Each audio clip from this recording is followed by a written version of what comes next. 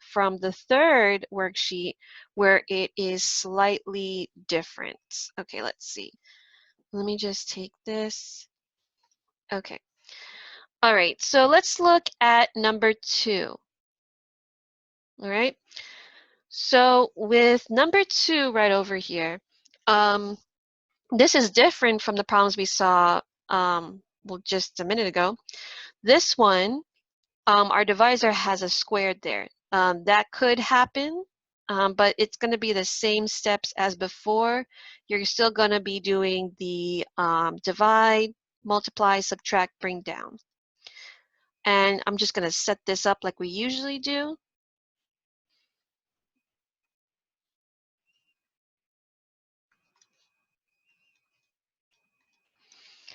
Okay, so everything's set up.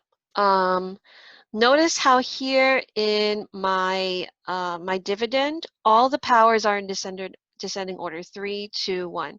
Now, if for any reason, you know, you have something that's like this, let's see, like this was your example that you had, this was our dividend. If we put it inside to be divided, we need to be sure to include that x squared. And we can just supplement by putting a 0 up front. We just have to make sure that all the powers are in descending order and they're present. All right, but that's just an example. That's just like a side example. Let's look at the problem from the question, from the worksheet. Okay, so I'm going to write my steps. Does McDonald's sell burgers? Okay, and then we're going to start with my first step, which is to divide. So what I'm going to divide over here is I'm going to be doing the first term, x cubed, divided by the first term from your divisor, divided by x squared. Okay? So if we do, so same idea, you're going to be subtracting the exponents. So this is the same as saying x3 minus to the x, sorry, x to the 3 minus 2 power. And if you do 3 minus 2, you're just going to get x to the first or just plain x. It's a lot of x's. Okay, so now I'm going to write that x right over here. And now my second step is I'm going to go ahead and multiply. So again, you're going to multiply whatever's on top over here by the divisors. Let me write it down over here.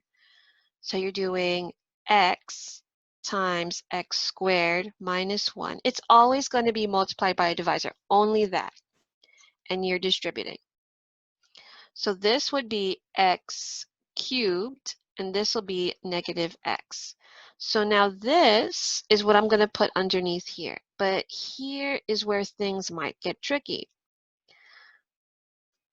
I notice that I don't have an x squared. So I'm just going to put this right underneath the x I have over here already. And then I'm going to go ahead with my third step, which is to subtract. Okay, so let me write my work right over here. This is going to be x minus negative x. So again, you have that minus minus. This becomes plus x and x. X plus x, that's 2x. So we have 2x right over here is a positive. And then over here, x to the third power minus x to the third power, this will just become a 0. They cancel out, they're the same thing, right? Now we need to move on to our fourth step, which is to bring down. So I'm going to bring down x squared.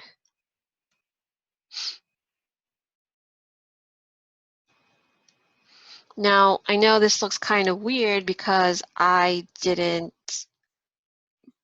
I started from the sides, right? And then all of a sudden I'm in the middle, but just make sure we're just bringing down the number, the parts of the polynomial that we didn't divide out. Okay? All right, so now this is what I'm going to divide. And now we're going to go through the same process again. just with this being our new dividend for now. Okay, so we start off with our first step. We're going to divide. So we're doing the first term here divided by the first term there. So the first term is an x squared. So it's going to be x squared. And the first term from the divisor is another x squared. So again, same idea. We're going to subtract your exponents, 2 minus 2. And you're just going to get x to the 0. And remember, anything to the 0 is 1. It's always going to be a 1. So we're going to put that positive 1 up here. And then we're up to our second step, which is to multiply. So I'm going to multiply this 1, just the 1, not the x plus 1, just this part that we just put up there, 1 times x squared minus 1. And you could distribute it, but just remember, anything multiplied by 1 is itself. So we can put this one right underneath, x squared. Now we have a minus 1 right over here. And let's combine that with the 2. So we're going to put the positive 2 right over here. And then let's see, we have a, when we are subtracting, third step, when we're subtracting right over here, we're going to be doing 2 minus negative 1. Again, we have these two double negatives, so this will be 2 plus 1. And this will just be the 3. So this will be 3.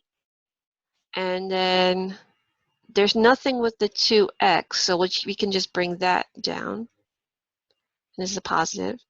And then x squared minus x squared, well, that cancels out.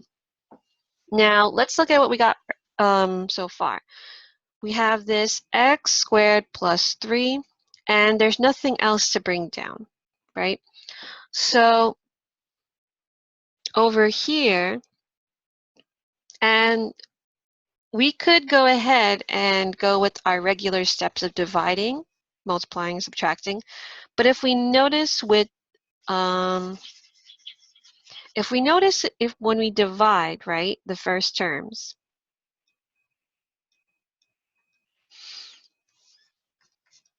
two x divided by x squared, when you divide them, so if we're going to have x1 minus 2, and then we have 2 divided by 1, which is just 2. This one right over here, when we simplify it, we're going to get 2x to the negative first power. Every time with exponents, we can't have a negative. So exponents can't be negative, all right? So since we can't have this happen, this means I can't divide this any further. So what I'm going to do is, this is going to be my remainder.